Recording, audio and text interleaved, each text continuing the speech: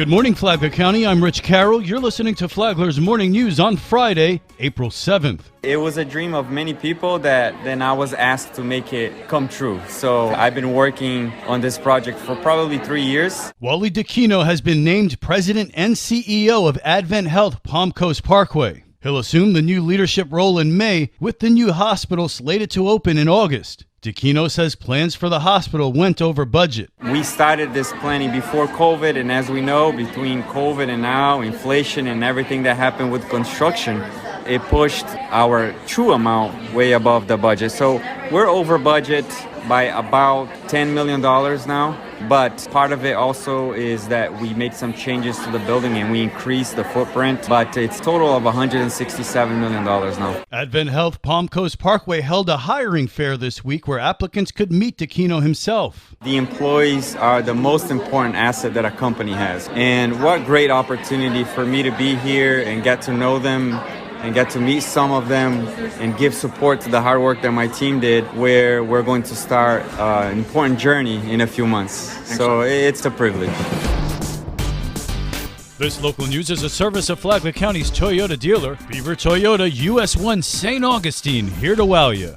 Two tree service workers, Corey Moore and Dante Moore, who work for Camil All-in-One Company, survived electrocution as they were working in a tree at 13 Commander Court in Palm Coast. The incident occurred yesterday morning and the circumstances are still under investigation. One of the workers was transported to Orlando Regional Medical Center, which is a burn center, while the other worker was taken to Advent Health Palm Coast. The incident may have been caused by a falling branch striking a power line, and at least one worker was operating a chainsaw. First responders from Palm Coast Fire Department and Flagler County Fire Rescue were on the scene.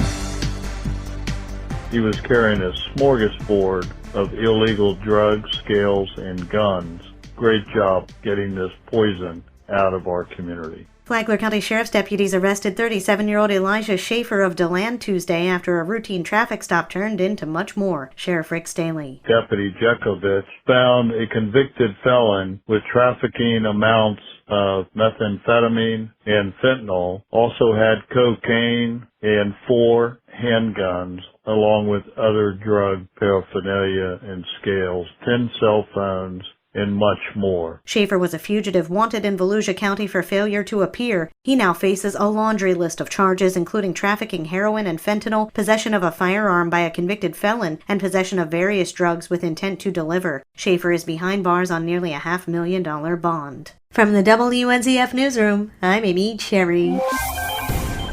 Expect to see extra police patrols on the highways this month. Florida Department of Highway Safety and Motor Vehicles Sergeant Dylan Bryan explains what's behind the extra patrols. For the month of April, the Florida Highway Patrol has a monthly emphasis that we focus on a traffic hazard or a particular driver behavior throughout the month. And this month's initiative is going to be focused on our distracted driving campaign and awareness. So our officers not only will be enforcing the regular duties and looking and educating and enforcing the traffic laws around the state, but they're really emphasizing their efforts to reducing the number of distracted drivers we have on the roadside. Bryan says even using a hands-free device can still cause a distraction. We do encourage people to get phone calls, text messages, and that correspondence with their friends and families out of the way before they even put the vehicle in gear. One of the other features is a do not disturb feature. That way you can focus and you're not distracted by that incoming message that you just have to read. It allows you to get to that safe place and then check it, where it's a lot easier and a lot safer to check that message and reply accordingly. For Flagler's Morning News, I'm Rich Petchke.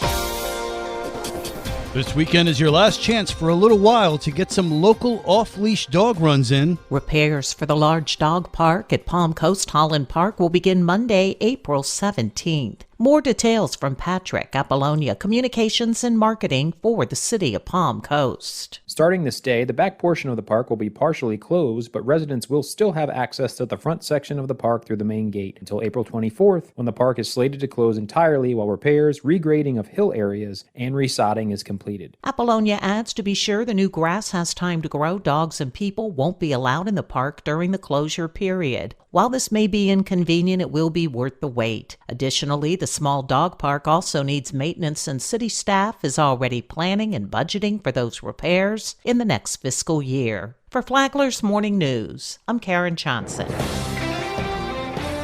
The weekend is here and there's plenty of family fun to be had in Flagler County.